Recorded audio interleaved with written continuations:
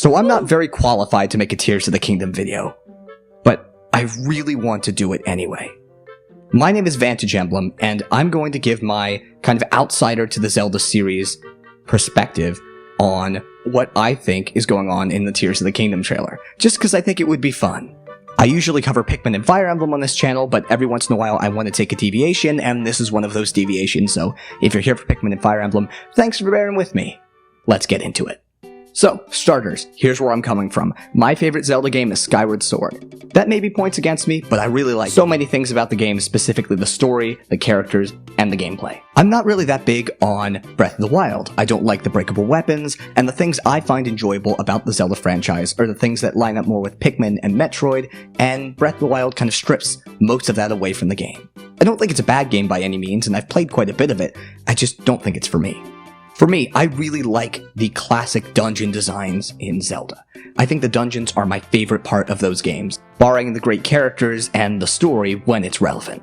For context, I'm a Sidon fan and a Groose enjoyer. I love going to a new dungeon, getting a new core item that completely reworks how I interact with the game. I love having to use that item in a new and unique way to solve the core mechanic of that dungeon.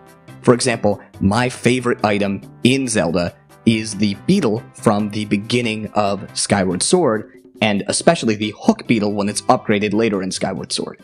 Those two items have so much utility and are so much fun to use. What really didn't click with me for Breath of the Wild was the fact that you just got all of your items in the beginning, and you could interact with the world using those items from the beginning without really any progress or upgrades. While I'm aware you could get those spiritually powers like Rivali's Gale, they weren't really enough for me to say that they were as big of a change as, say, getting the slingshot or the boomerang in a normal Zelda title. So, despite disliking this new direction of the Zelda franchise just a little bit, I don't think it's bad, again, it's just not for me. I'm so excited for Tears of the Kingdom. Why? Well, first, that initial reveal trailer seemed to have a way darker tone than Breath of the Wild did. It reminded me of the transition from Ocarina of Time to Majora's Mask, and I've heard a bunch of people say the same thing.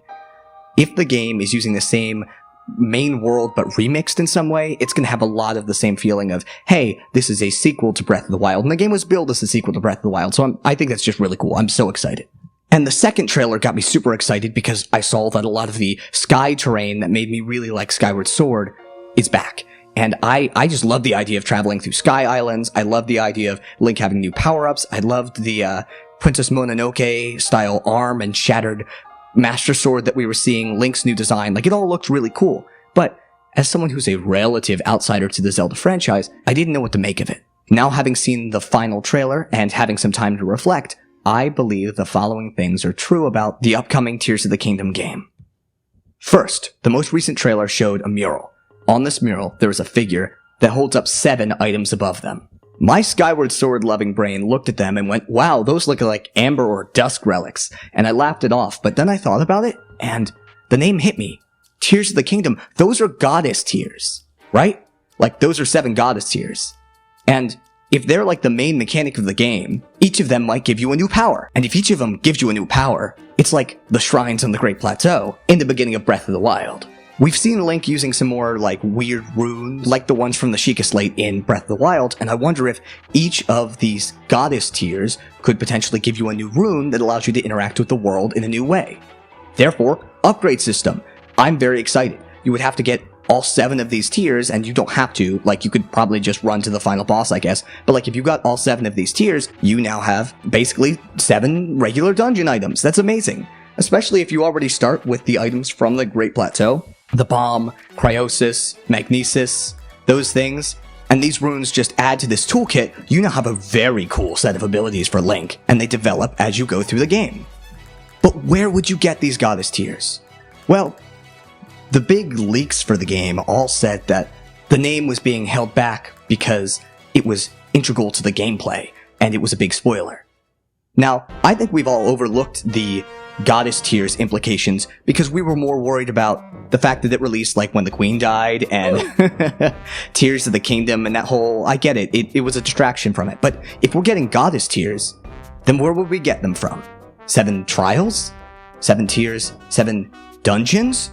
What if they're classic dungeons? And because the world's being remixed, there's all these Sky Island areas. Each of these areas can be tightly designed, so Any of them could have a dungeon. You could go under the ground into a classic style dungeon underneath of where one of those pieces of land would be. And if this is a return to form with dungeons, like, that's great for me as someone who likes story-driven Zelda games, because each of these dungeons can have a piece of the story trapped together with it.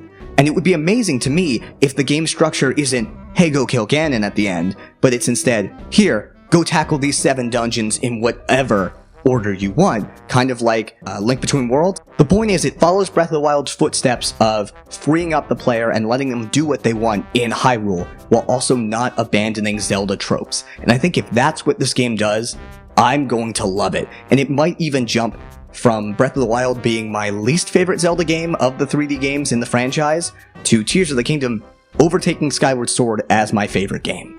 But what do you think? I'm obviously not well versed in the Zelda franchise. I just wanted to make this video because I'm very, very excited if this is the case. Are there things that I haven't talked about that are more along the lines of this theory? Are there anything that disproves this? Are there other people out there that have made the same conclusion and I just didn't realize it because I'm not regularly watching Zelda content? Please let me know in the comments below. I'd like to look more into this if this is the case. And I'm excited for Tears of the Kingdom. Anyway, I'll stop rambling and end things here. Thanks for going on this little rant with me, and I'll see you soon. Take care, everyone.